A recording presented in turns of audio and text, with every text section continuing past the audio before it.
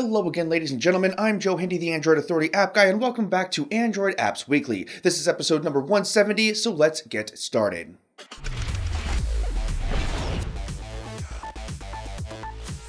Google Allo limped over the 10 million installations mark earlier this week. It's a number to be proud of, but we all know that Allo has had a cold reception from almost everyone. That makes the 10 million mark seem both impressive and just a little bit sad. The application has been getting better, and we're sure it's only a matter of time before things pick up a little more. As it stands, these things are marathons and not sprints, so it's still too early to call this a success or a failure.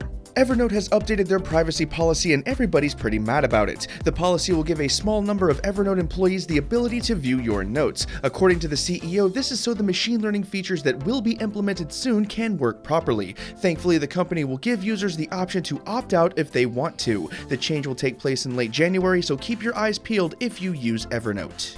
Okay, so get this, someone actually went and spent $1 million on a freemium game. The guy who did it actually stole the money from a job that he was working. He then turned around and blew $1 million of it on a game called Game of War. He also spent money on plastic surgery and season tickets to the San Francisco 49ers. Clearly, this is not a man who makes positive life decisions. As you can imagine, he has since been arrested. This also no doubt helped Game of War's bottom line quite a bit.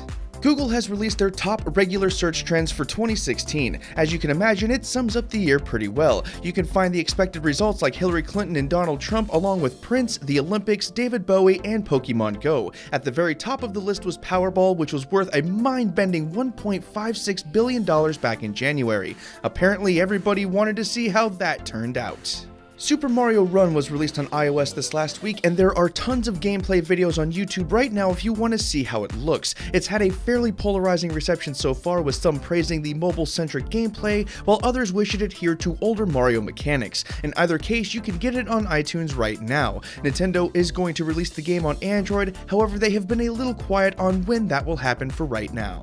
Retro Winter Sports 1986 is a sports game that is actually comprised of 6 other mini-games. You'll be able to play retro versions of ski jump, biathlon, bobsled, speed skating, curling, and slalom. The graphics are as you'd expect from a game with the word retro in it. You'll be able to play against other people, choose between 12 different nations to represent, and you'll have access to leaderboards and achievements via Google Play Games. It's a cheap game with no in-app purchases.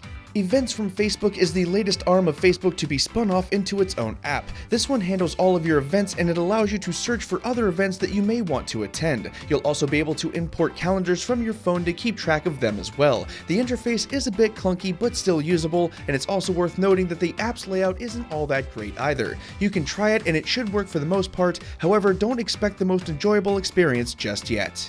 Kathy Rain is a puzzle adventure game with a retro style. You'll play as Kathy, a go-getter journalist who is investigating the death of her grandfather. The journey is wrought with peril and some emotional distress. As a player, you'll follow a trail of clues that will help lead you to the killer. The game features 40 hand-drawn environments, 40,000 lines of dialogue, and even voice acting. It's a nice blend of old and new, and there are also no in-app purchases. Netflix has officially released their application for Daydream VR. The good news is that it should work with all of their video content. The VR experience puts you in a room with a TV with Netflix playing on that TV. It actually looks pretty cool. The bad news is that the application is suffering from some release bugs, including playback errors. The UX could probably use a little bit of work as well. Still, it does work most of the time, and it's worth a shot if you have Daydream.